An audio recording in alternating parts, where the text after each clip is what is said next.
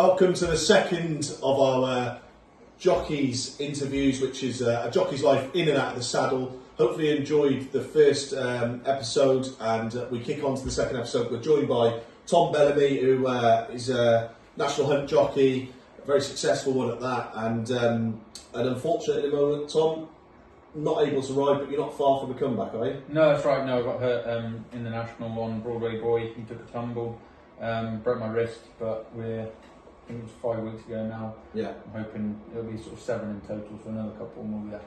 And I hear you just mentioned you kind of back on a horse for the first time today, and yeah.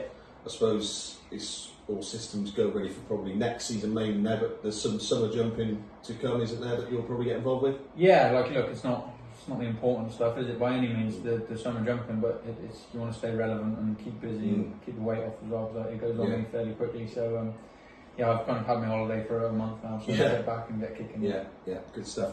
And Tom, as always, joins myself in all of these episodes. Tom, you good? You well? All good, yeah. We had a week in Punchdown, a couple of days in Chester, so yeah, we've had plenty of racing lately, all being well, so yeah, all good. And we nearly managed to make our way up to Perth, but it didn't quite happen tomorrow, did it? That one can wait, that's fine. No problem talking about that. Right, okay. Tom, as I said, the feature for us, and just for you guys that be watching and listening, is the purpose of this is we want to bring something to, I suppose, the people that support and follow us, is to kind of show them a different side of racing, not just a day at the races, on the track, on the swills, gambling. Obviously there's people and horses in behind the sport that make it all happen, and I suppose that's why Tom's here today. So again, very grateful for you joining us, Tom. No problem. Okay, so let's begin with, I suppose, your love of horses and how you become a jockey, because not everyone's story is the same. We're not all certainly bred into the situation whereby we've got lots of horses around us and we're straight in and that's all we've ever done. Even speaking to Richard Patrick in our last episode, he had a different inroad, and I'm sure yours is different again. So how did you become so successful as a jockey, and where did it start?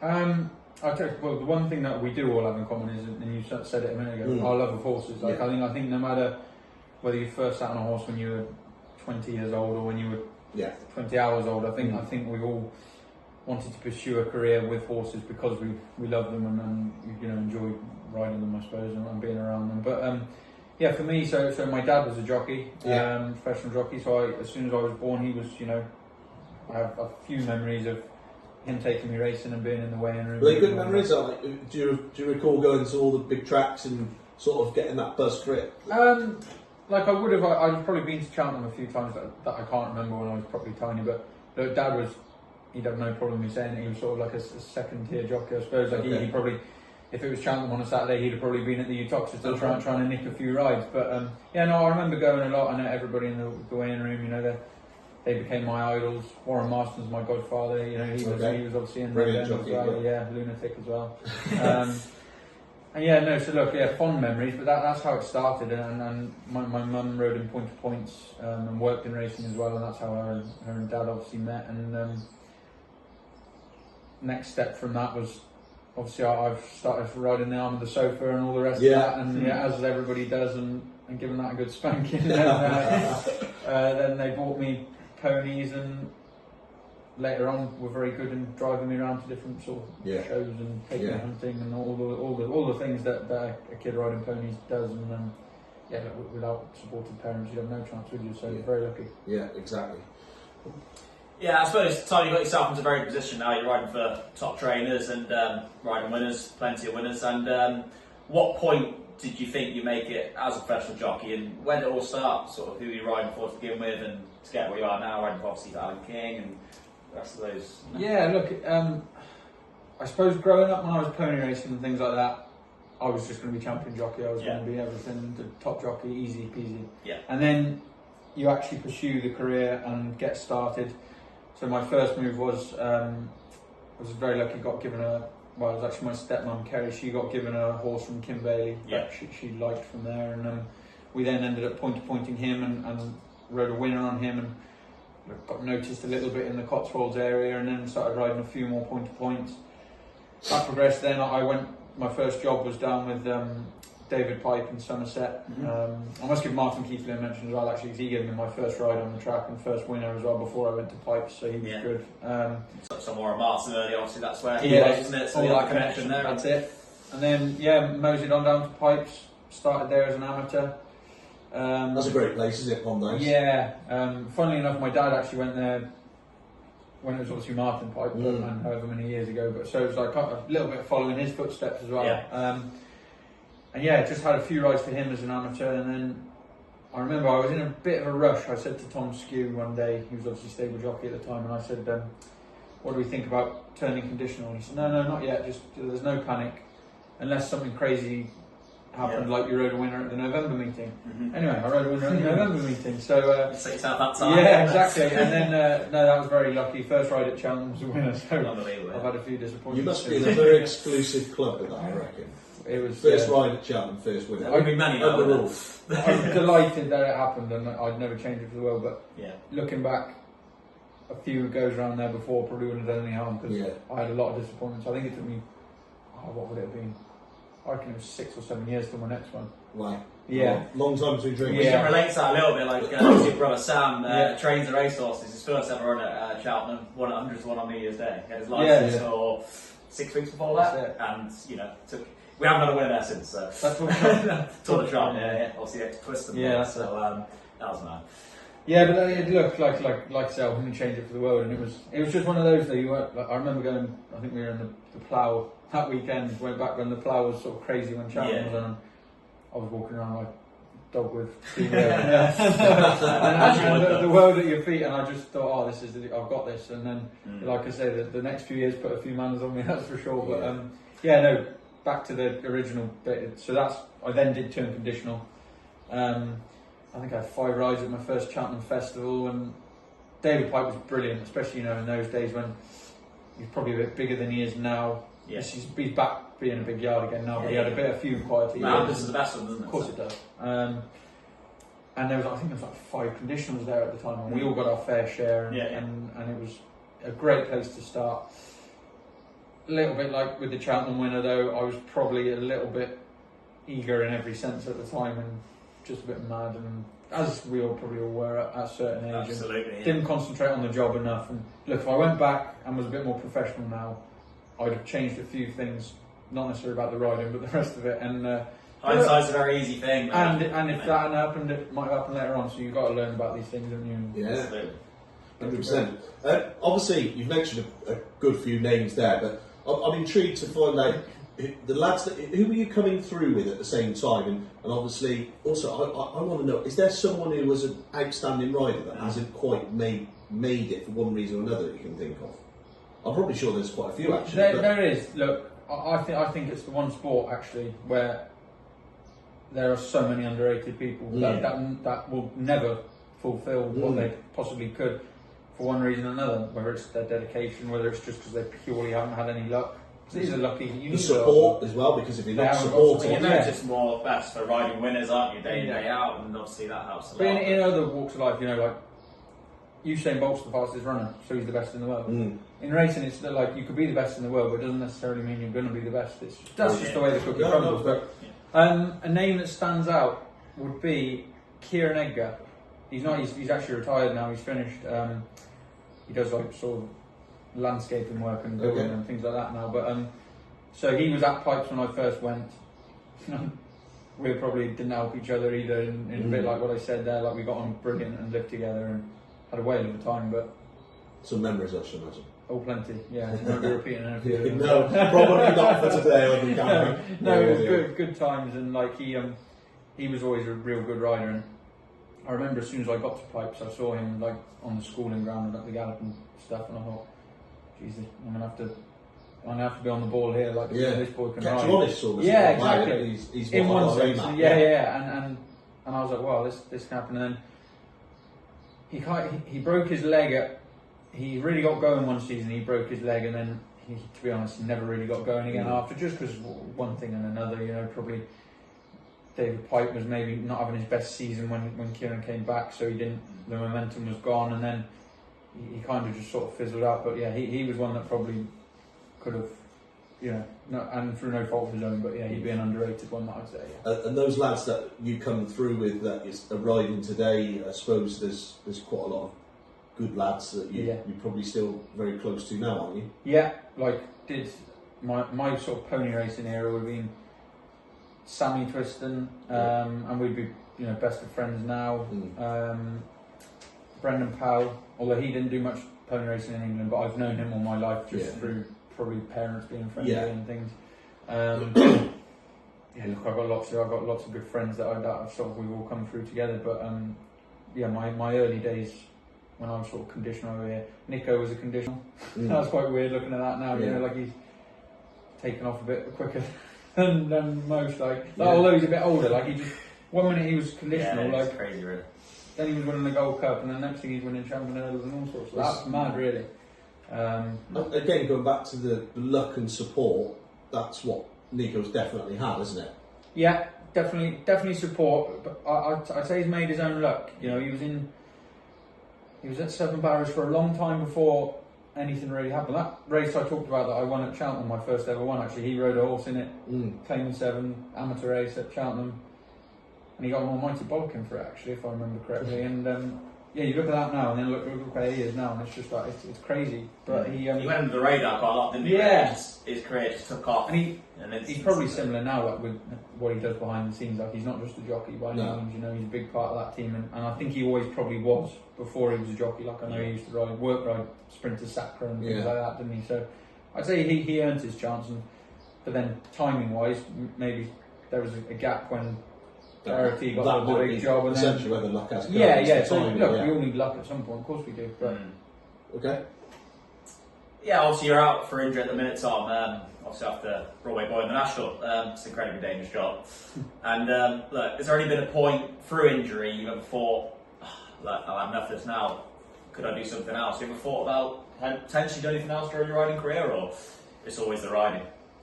It's all in at the moment, to be honest. Yeah, like it's yes. In answer to your question, there are times when, not even just for injury, but there can be a day when you've gone with 4 favourites and come home and you've had 3 Bollikins and a 4 or something like that, and you're like, why do we do this to ourselves? But then the next day you'll go and ride a surprise winner or something, and it balances itself out all the time. But no, I'm a big believer in it. It's an all or nothing job, and I'm very much 100% in it at the minute. So absolutely, yeah. As long as that continues, I'll keep going. Yeah. Obviously, you rode for a lot of top trainers throughout your career and doing extremely well. Have you got one sort of particular moment that you enjoyed the most?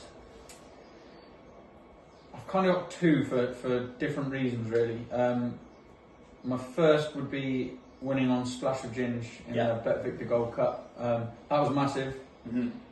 That was my second chance winner. Like I say, it was 6 years after the first or whatever it was. It was a good one still, aren't you? Yeah, no, and that was cool because that was a surprise. You were very close to. Yeah, I've always been friends with Willie and Sam. And, he was probably he's definitely Ryan Hatch's ride, but he'd actually been injured for, must have been nearly a year by this stage. And then was it a back injury? Yeah, a real bad one. He was led on his back for 8 weeks. Yeah, it was awful. It was a horrible thing, and that ended his career. He was doing really well, wasn't he? So. Yeah, he was. For him being the best friend that he is, said to me, because I was struggling, to be honest, I'd written out my claim, and he said, "Well, get yourself into Niger's. There's a bit of a gap there now." So I did, and I think that was my second ride for Niger. And it was that one and up, and that was pretty cool. And the celebrations after that, there was Scouts lot now at the party, and no, that was cool. Yeah, they were a good group of owners actually. Oh, mental, yeah. John Neal, headed by him, and he had all his supporters there, and then. And in years to come as well, like he's had us out to his place in Spain and stuff. Like he's been great, John, throughout. Like he's just one of life's good guys. But that was a weekend. I do remember it, but I probably shouldn't consider it after the celebrations. But no, it was good fun. It was really good. And the other one was back at Cheltenham again when I won the Greatwood Hurdle on a horse called Harambe for Alan. I remember that one, yeah. And Wayne Hutch had just retired must have literally been a month before, I would say. And a couple of these things worked out in your favour. We're all just trying to secure our positions at this stage, and then that one happened. So it was that was more of a. I suppose the Splash of Ginge one was just like, oh, this is mental. Here we go. Whereas that was just like a relief. Needed it. Yeah. Meant a lot equally as enjoyable, but probably in different sort of way. Yeah. 2 massive races to win a Cheltenham. So. Oh, that's it. Yeah. Now, before you come here today, I thought I'd do a little bit of research. I dug up a story, and this is not a bad story because it was it ended up. I think it's ended up pretty well, good in your favour. But there was a headline written in the Sun about you being some sort of playboy. It was out there living your best life. Yeah, I figured this. Say no more. Yeah, that terrible red top. But I'm quite intrigued by the idea that, because the one thing it definitely seems to have got right is the fact that you've definitely knuckled down in your career, because the last few seasons have shown you to be, I suppose, probably a bit of a go-to man for quite a lot of top trainers. And I suppose I wondered, how did that headline sort of affect you at the time? Did it affect you, and has it had any bearing on sort of your decision making to be more settled in as a professional jockey? No, I probably already was massively settled before that, but then it was like I spoke to Matt Chapman at Plumpton, and I was riding Paisley Park for the first time the following weekend, so this was like the biggest sort of moment in my career, I suppose. And he wanted me for a chat, and we had a bit of a chat, and it was one of those where he said, what's been the turning point for you? And I was like, well, I suppose I used to be a bit of a, you just freeze and you're under a bit of pressure on it, but playboy, I guess. Oh, right, okay. Like, it was literally just if I had another minute, I'd have used it. You're on the spot, sir. And then they grabbed it, and then I fully saw it. I've got a better question. How much stick did you get in the waiting room for that? So much. The self-confessed playboy. Yeah, exactly. It was just embarrassing. Like, that's what someone else should be calling it. Yeah. So yeah, no, that was that. But on the serious side of that was, what I meant by that was, and like I relayed earlier, when we were at Pipes in those early days, and Kieran again, who I mentioned, we were mad, really, like just stupid kids, immature as probably. A young lad just doing everything you exactly. do to get your system. Just got away from crack home. on your career. Birds, booze, like you name, we just loved it, and it was one of those where like you could have a big ride on a Saturday, and you'd be thinking, oh geez, well, if that wins, well, we'll be celebrating Saturday night. Rather than thinking, let's try and get that to win. First and foremost, you're just thinking, imagine celebrating. Yeah, exactly. So it's like, that's what I meant by it. Whereas like now, you have a lot of disappointments along the way in this game, and then you soon learn that it's getting on the horses in the first place is hard enough. Getting them to win is even harder sometimes.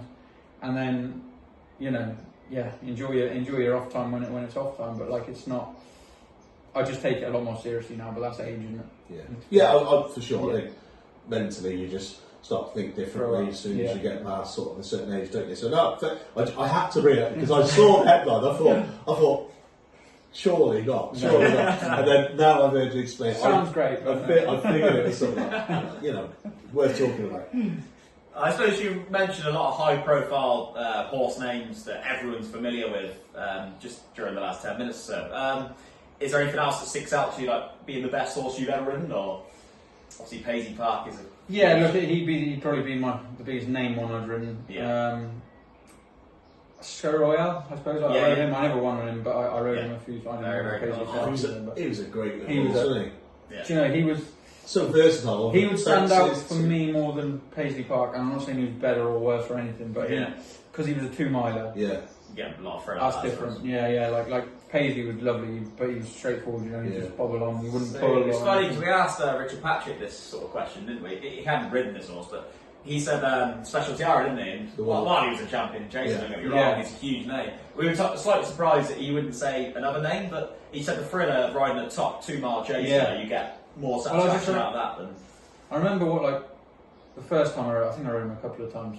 Yeah, 2 or 3 times I rode him, and I rode him in Newbury against Altior, that was it. Yeah, that was the one that sort of stands out. You wouldn't be miles behind him, would you? No, the game spirit. I remember going down the back straight, and he was barely 15 hands, he was tiny, and he'd eat you alive in the stable. And you wouldn't feel him take off over his fences. He was that quick, not in a good way. There's others horses that feel that they take off. It's not so good. But no, with him, my feet would be nearly touching the fence, and you'd just be on the floor again before you know it, and he was so fast. Brave as a lion. It just made me think what. Imagine sitting on a Sprinter Sacra or something, one of those. It was amazing. And then like you say, I jumped the last in front, I think, or definitely for a split second thought I had LTR, and then I suddenly saw his backside. But it was just for a second there. I got a glimpse of what proper 2 mile would be like. And so it's like the ride that sticks out most to you could be for like you thought I've given that an absolute peach. Probably shouldn't have won that, but I have. Or just in general, I've won a huge race here. I remember this forever. Like, is there one that sticks out most? Best ride I ever gave him was actually like, none of you would have heard of it. It's got a great name actually. Mine's a Pint. I won on him at Fontwell one day, and I'd say 9 times out of 10 I wouldn't have won on him. Yeah. It was just one of, like you just said, it was just one of those where it all just fell right. Yeah. The pace was right for the way I was riding him, and literally just sort of got there halfway up the run, and it looked great. It was purely by accident, but it worked out really well. Yeah. Fair play, good stuff. Yeah, that'll be the one that stands out. Yeah. If anyone wants to go and watch that. Mine's cameras don't go back. Mine's a Pint. I suppose, Yeah, it'll be one. yesterday was a big announcement. Rachel Blackmore decided to sort of, I suppose, give up the day-to-day riding of over in Ireland, and obviously a regular visits over to the UK. I just wondered, over here, what sort of impact has she made in the UK? And in terms of, you would have ridden against us a few times, just how good was Rachel Blackmore as a jockey, in your opinion? Oh, brilliant. I think the big thing really was she would have been one of the first female jockeys that you would not notice in a race, would you? As in, no disrespect at all. She probably broke the mould in that sense, I would say. No, I'm the same. Obviously, like Nina Carberry and Katie Walsh, they were amateurs, you know, and I know they're only in name amateurs in Ireland, aren't they? But like they were, and then on came Rachel, and you wouldn't know. And to be honest, she could be a nightmare to ride against. Like I wouldn't have ridden against her that much because, you know, she's obviously great races she rides in, like, you know, especially a few years ago. But the boys, you know, that do say like she would not give you an inch. Right? No, you wouldn't dare just think, oh, it's Rachel, you know, we'll be all right. No, she'd knock you sideways, not bother. A great example of that would be her last winning ride at Cheltenham at the April meeting on Theatre Native. If you go and watch it, she's incredibly shrewd. If you watch the way she comes round the bend, obviously looking for a bit of good ground, and she doesn't cut them up, but she comes across the path to keep them tight, so they've got a concertina across, and you just think to yourself, she's really caused them to have to change the way they're riding and finish there, and then she went and bolted up, and you just think that was completely jockey, the jockey that won the race. And I suppose in terms of female riders, I don't know many that are coming through at the moment, but she must be hugely inspirational to every rider, not just females. Yeah, well, that's what's important to I talk think that's about. what you know, the girls that are riding now. Obviously, Holly's now the winning most flat jockey as well, and female flat jockey. And she said the other day, you know, I still get annoyed when they're called, you know, female jockeys or whatever, but I fully get that, and exactly like you've just said. It's not just girls that are looking up to Rachel Blackmore now. Like I hope there's, you know, young lads pony racing that think I want to be Rachel Blackmore. I know you're a different gender, but she's, if you want to be a jockey, she's a good one to go and aim at. That's for sure. Serious style in the saddle, isn't she? So cool. Yeah, there's a lot of top jockeys riding, obviously at the moment, Tom. In your opinion, amongst your colleagues, who you know would be the best riders in the way at the moment? If you were a trainer, who would you put up? Going to be biased, but like Sammy would be bang up there for me. Sammy Twiston, because I'd agree with that. I just think he's unbelievable. You're always going to get 100% with Sammy. In the country, and it doesn't matter if it's 66 to 1 or 6 to 4. He'll give it a good kick. Couldn't agree more. Yeah. He won't leave much out there. And as well, he's obviously, when he gets off them, he's brilliant as well, isn't he? His feedback's phenomenal. Obviously, he rode ours at Aintree. You did that short clip, didn't you? And I think a lot of people just commented like how well he comes across, and just for the owners as well, the feedback is just unbelievable. I find he's got the time of day as well. And his biggest asset, other than like big strength and the finish, is obviously his big one, but. Otherwise, he keeps things so simple. Like he does not try and. You could put him on the trickiest horse in the world, and I don't know how, but he just give it the same ride as he does most of them, and just it would goes a long way, and it would work. So he's good, but Sean Bowen's just been champion. I think rightly so as well. I think he's just, you know, he's sort of the AP of our generation at the minute. Absolutely. If anyone's going to fill those boots, like, he's probably looking the most likely, isn't he? Yeah. Similar kind of style, where he wins races as well. I actually think you've got in Sean Bowen and Harry Skelton, who are getting the biggest numbers in this country. You've actually got a reincarnation of AP McCoy and Ruby Walsh. I really do. I think if you watch them ride, I think like that they're both amazing. Yeah, I suppose if you try and compare anyone, I don't think Harry could ride the same as Sean does, and vice versa. I think I'd have Cobden down as more Ruby. Yeah. Would you? I think Harry Skelton's brilliant. He's more. He's aggressive. He's again a bit like he will just give it absolutely all on any look, and he's just like throw the kitchen sink job. Whereas I think Cobden's brilliant to watch. Like he's Captain Cody in the Scottish now. Oh, just he's cool and he's stylish, isn't he? And he obviously gets to ride good horses, but like he can make it look effortless as well. You know, he's lot. But then there'd be horses he'd win on that others might not. But then there'd be plenty of horses that Sammy Twiston would win on that he probably wouldn't. Because no, and I'm not saying he doesn't try. He'd probably. I think everyone would know like what you're trying to get at there. Grabbing hold of and giving a kick, whereas that wouldn't be him. I don't think. That's just the way. He'd be more sympathetic. Yeah, exactly. Sammy would be. Yeah. But it's great to have them because the sport needs them, and for yourself, I suppose we want to talk more about you, I suppose, as well. Is it would be good if I suppose Alan King doesn't have as many jumpers as he once did have, and I know you ride a lot for him and other trainers that you ride for, but it'd be good for you to start to get more grade ones. Is that a big aim, I suppose, for the? Yeah, well, I haven't actually won one yet, so that's the dream. That's sort of a itch that needs scratching or whatever they're saying, and it's like that and a Cheltenham Festival winner, so like do both at the same time and do me like not bother, but like I suppose look, I get good rides, I ride in plenty of big Saturday handicaps through the year and things like that, but like yes, the graded races in it that you really want, but like they're bloody hard to come by.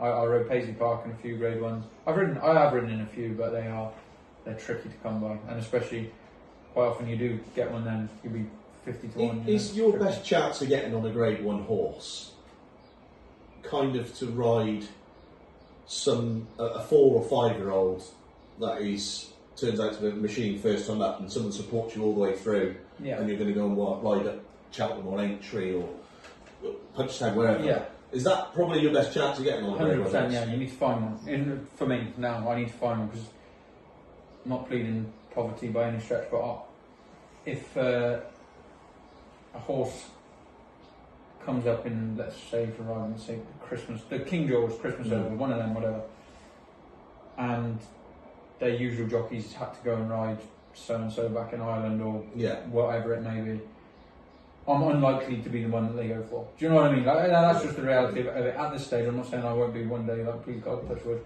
but at this stage, no, that's unlikely to happen. So unless someone gets injured who I ride at the same yard at, or something like that, which you'd never wish anyway. But that would be the only way that would happen that way. But yeah, if I won, I obviously stable jockey for Kim Bailey and Matt Nichols at the moment. You know, if we come across one there, then that's probably your best chance. They might have just bought them from Mr. Drinkwater, right? Sodner Ground, is it? They brought him from the sales from us, he won a point in England, didn't he? Oh, there you go. So yeah. It's a nice horse. Oh, yeah. That's what you do. Good job for them. There we go. This could time very well. First grade one winner will come back to this. And we'll remember this video. Yeah, no, that'd be good. From a jockey perspective, Tom, like, how do you feel how British horse racing is run at the minute? That could be down to prize money, or just the state of the weighing room that gets a lot of stick for facilities and things like that. And how do you feel the way it is? It's a bit of a shambles. Yeah. But not all aspects of it is. I think a lot of fingers are pointed. The weighing room one for me, could be unpopular for saying this, it's never really been a thing for me. Like, it's not. Yeah. I'm not there to sit and have a bath and relax. Do you know what I mean? I'm having if I've got a hot shower and a towel and something nice to eat. I'm more than happy with that. But look, I know it's obviously become more of a thing, and then you have to move with the times. And the picture of the bike by the urinal and all that. Saw that. Looked terrible, but I think there was more of a backstory to that than was. Anyway, we're not going to go into that. Very propaganda. But yeah, I think it was. I think that was blown up massively. Yeah. Prize money. It's the day-to-day stuff, and where the problems are. You know, no one's ever complaining about the prize Some money. racing. Yeah, shocking. But then, So for a jockey, with our percentages, that if you win a bumper at somewhere in the summer, sometimes yeah, your riding fee that you're getting anyway would be more than your percentage of winning the race. Like, that's not in it, surely.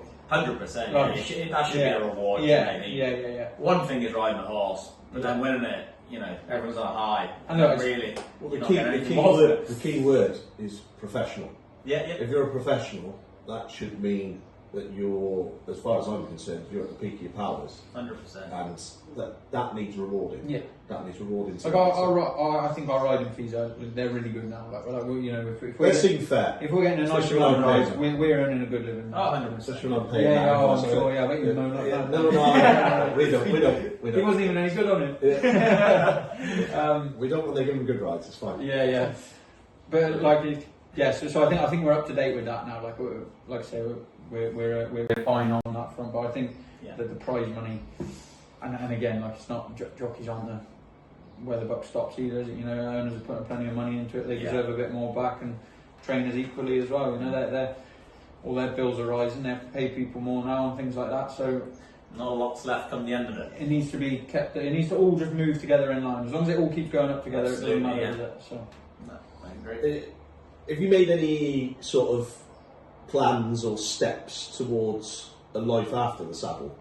Because a lot of people, or have you got an idea in your head what you might do after? Would you be a trainer, for example? Would you become an agent, bloodstock breeding? Is all of that sort of like we'll see when we get there, or have you got any plans at all? Well, it is. We'll see when we get there at the moment. But then, because I'm sure a lot of jockeys are the same. But like, I am short-sighted in that sense. Like, you know, I'm just thinking about where the next ride's coming from. At the moment, I'm thinking about getting back in the saddle. Then I'll be thinking about when's my next ride coming from. Then I'm thinking where's my next winner coming from. I think that's a good thing in the sense of your hunger for, you know, you're putting it all into the job you're doing now. But when I get to that dreaded day, suddenly I might be like, why didn't I do a bit more earlier on? And I know that, and I've been told that, but it didn't change at the moment. No, well, just that focus. Ideas wise, I'd imagine it'll probably still be in the industry. I don't really know. I couldn't see myself training. Definitely not. I don't know enough about horses, to be honest. Like, as in, like, I'm not. I ride these horses, and I jump off them and say they want this trip or that trip, and I know all that side of it. But then you stick yourself into an actual trainer's shoes, and you've got vets, staff. It's and all the rest of it. I'm just trying to think of examples. The ball game changes. I suppose the mechanics of the horse as well is like, you know, I don't think that'll be when funny. One might not look quite right or whatever, it's not ready. And I suppose that is a talent in itself, isn't it? And the beauty of being a jockey is, even when we have a bad day, and I am guilty of taking it home with me a bit, you know, when I do have a bad day. But the reality is, I jump in the shower, I jump in the car, I can go and go to bed. I'm just not. I suppose the train's got to do all the phone calls on the way home, and then get up and do it all again. And then I couldn't see myself doing that. But I'd imagine it will be something to do in the industry. Cool. I suppose away from the saddle, what do you kind of do to wind down? Is there any other sports you follow that you really enjoy, or do you play any other sports? Yeah, do a bit of cricket in the summer, just village cricket. Obviously, that's on hold at the moment. The plan this year was I was going to try and have a stab at playing a bit of golf, but that's also been scuppered at the moment. Strength sport in the world. So I gather. I think I'll be guilty of losing a few clubs. We saw you a week or so ago. You were caddying. I just followed him around. And a good caddy you were with what? A pack of 8 cans or something like Peronis, that. Peronis and That'll be my style as well. Yeah, exactly. So no, I just thought that'd be a nice idea for the summer, but no, that's on hold as well. But I'll follow the cricket. Look, when time allows, I like to. I go for a few drinks with the lads around us. You know, we're lucky with nice places around in the Cotswolds, and I'll go and watch the village cricket now. It started till I'm back playing, and Yeah, I play very So poorly. around that, I've made it sound like I'm a bit of a boy here with the cricket. I bat 11 and I field. That's what I do. I think a lot, This is honest. quite a lot of jockeys like a game of cricket. Yeah, I enjoy good fun. cricket. I'm just mad about sport, full stop. Yeah. Okay, so I think this is an important one for probably young people watching. What advice would you give a young jockey coming through now, having gone through the experiences you've gone through, where you're at now, Tommy, and what would you say to them in order for them to have a successful career themselves? Stick at it first and foremost, because there'll be hundreds of days, whether it's before you've even had a ride and you're just working in the yard, where you feel like, what is this all about? You know, it could be hammering rain on you in the freezing cold. You might have got shouted at for doing something wrong or whatever, and it doesn't feel worth it at that stage. But then you get through all that and get to those good bits. I think you've got to work hard is important as well. Like, I'd be guilty enough that I probably didn't do that enough in the early days, and you do get found out for it, you know, eventually. So keep the head down, keep your nose clean, and keep kicking. Yeah, it's when you more so for me it was like it kind of took off a little bit early doors, then slowed up. I broke my leg, slowed up a bit, and then kind of got going again. And then it's when you lose your claim, you know. It's a time where some people don't stop rolling, like Sean Bowen, James Bowen, probably Sammy as well, and Cobden, or all those top boys that they just didn't stop, and that's probably because they're just so good, and they get noticed. People aren't using them because they take £5 or £3 off a horse. They're using them because they're very good. Yeah. Whereas obviously a lot of us, you are sort of used for your 7, I suppose, because you might be good value. Then you get to 5, it's still reasonable value. Get to 3, suddenly it's why would we take only £3 off with him when we can have Harry Cobden? Yeah. Fair enough, and that's understandable. But that's the time when A, you probably need to work harder than ever, and B, you need to try and keep your head level, because I remember when I wrote out my claim, I think I wrote 12 winners the season after. It just average of 1 a month is just not enough, and you see plenty of jockeys face that. When they just disappear. David England, good friend, obviously, of all of ours, and he's riding so many winners from Nigel, wasn't he? And then obviously lost his name, and Nigel's very good with these young lads. Very so good, many opportunities. Obviously, you see many lads in the yard getting. But then you are just into the big wide world once that happens. Absolutely, and then you just have to just ride it out. You've completed it, but actually, there's a lot more hard work to be done. And that was when that Splash of Ginge winner came along. Was sort of, I was struggling that season before that, and then that happened, and then it kind of took off a bit again. But I was only handed that chance purely through Brian Hatch getting injured. Yeah.